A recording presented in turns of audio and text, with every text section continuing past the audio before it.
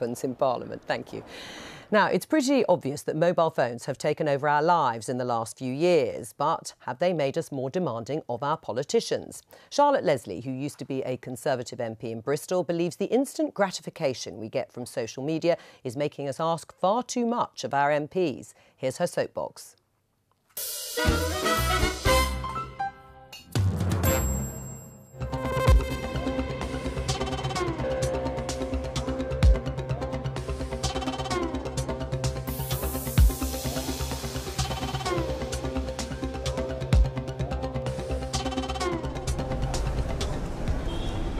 My mobile phone.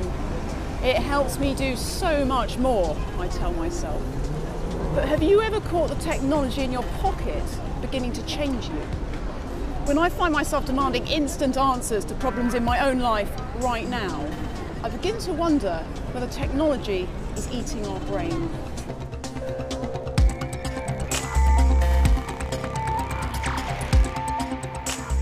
I was selected as a candidate to fight Bristol North West in 2006.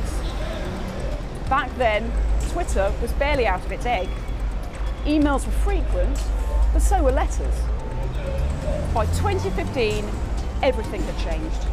Not only did Twitter dominate our attention span, I noticed people changing too. We've become less tolerant of waiting and less clear about the difference between what we want and what is actually possible.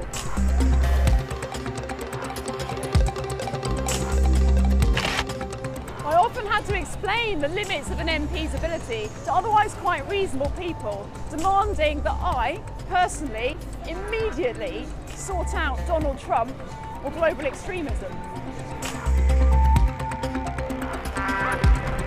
If our technology has turned us into instant gratification, virtual reality addicts, it's going to get much harder for politicians to satisfy this ever more demanding public.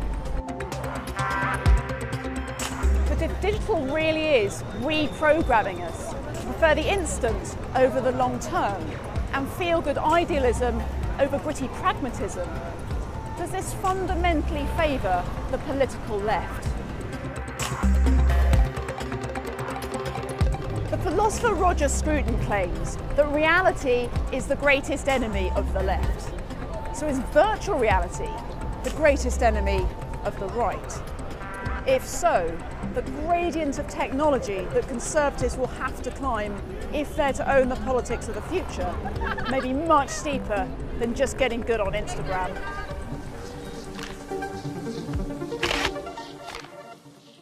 Strike a pose, and Charlotte joins us here now. Is it really fair to say that you think in your mind social media has benefited the left more than the right? I'm not sure, but I do ask myself that. I mean, the reason I'm Conservative and I'm not Labour is not because I think that what Labour wants is necessarily wrong. It's generally because I just don't think it works in reality. And so I asked myself, if you have two types of people in the world, and you probably need both, to be honest, who look at the world as they want it to be and act on that, and then other people who tend to look at the world very much as it is and act on that, does virtual reality favour the people who look at the world as they would like it to be? Which, from my perspective as a Conservative, is the difference I often have with my Labour friends.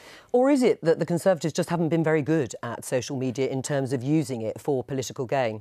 I think that's a different debate. Look at the 2015 election, and the general discourse was that Conservatives were far ahead. Through Facebook, of course. Through Facebook and lots of things. What do you say to that in response about the left? Well, I think that actually we are seeing a rise in populism on both sides of the political spectrum, actually. And I think we are entering a period in politics where people want very simple answers to what are very complex and questions. Immediate response. Yeah.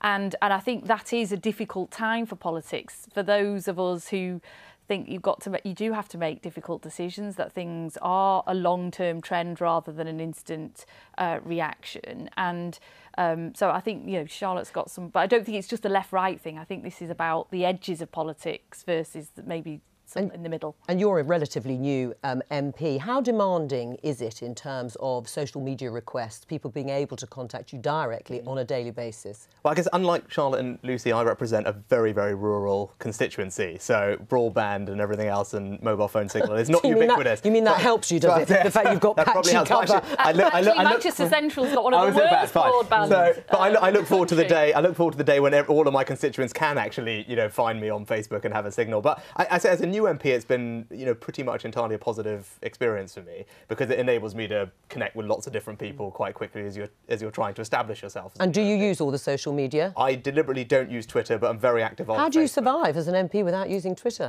Well, I'm here to tell the tale. So, no, but that's probably why I've had a more positive experience because I think most people's experience of Twitter is actually quite, to Charlotte's point, it can be abusive and it's quite instantaneous. I think Facebook is a bit more engaging with a lot of video content and things like that. I think so. I think it is about different demographies as well. I mean, I represent one of the largest populations in the country. It's also one of the most deprived. And one thing I say to many of my residents is, I want you to be more demanding because the people who need me the most in my constituency aren't demanding, and maybe the people who need me the least are the most demanding. But so I think there's an imbalance there as well. I think it's important to be demanding in the right way because I think something that politics may have done over the years is to say to people, we can give you everything now because people want to get elected. And so in a sense, we can't be surprised when people say, well, I want this now and want very unreasonable things and then get very disappointed and very upset when that isn't provided. And so I think politics bears a responsibility for promising the world at the touch of a button. Well, managing expectations is clearly important. But then if you look at someone like Donald Trump, for example, who is a great user, as we know, of Twitter and hasn't yet been able to give meet all the promises that he made during the election, and yet his supporters still like him. So is it as much the sort of messenger as well as it is the message and how it's communicated? Well, I think it's going to be interesting to give Donald Trump some time because we're still quite a short way into Trumperism in America. But I think we've got a fundamental mismatch. And I've noticed myself changing. I've noticed myself expecting things more quickly. So this isn't just me saying that lot are changing. This is saying, what is this thing in my pocket doing to my expectations of how quickly I get something? And how real and how realistic is my demand on what's still a very tangible physical world? Right, but it can get a lot more done, as you said right at the beginning of that film, and it does give you a direct line to your constituents. I mean, Gordon Brown, the former Labour Prime Minister, thinks personality politics is the issue when it comes to social media, not necessarily the message. Do you think he's right? I think it's no surprise if you've got lots of different ways for people to speak to constituents and speak to each other that personality is going to matter an awful lot more. Right. I mean, have you reprogrammed yourselves at the onset of having a smartphone and all the social media? Has it changed you?